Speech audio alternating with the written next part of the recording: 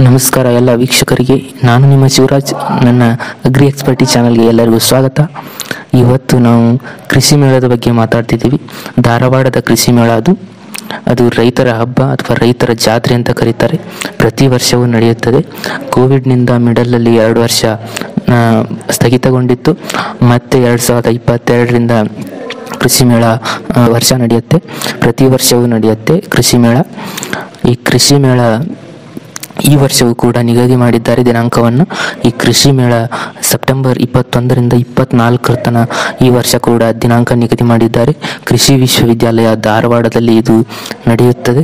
ಇದು ರೈತರಿಗೆ ತುಂಬ ಉಪಯುಕ್ತವಾಗಿದ್ದು ಅಂತ ಈ ಕೃಷಿ ಮೇಳ ರೈತರಿಗೆ ತುಂಬ ಉಪಯುಕ್ತವಾಗಿದೆ. ಪ್ರತಿ ರೈತರು ಧಾರವಾಡದ ಸಮೀಪದ ಬೇರೆ ಬೇರೆ ಜಿಲ್ಲೆಗಳಿಂದ ಕೂಡ ರೈತರು ನೋಡಲು ಬರುತ್ತಾರೆ.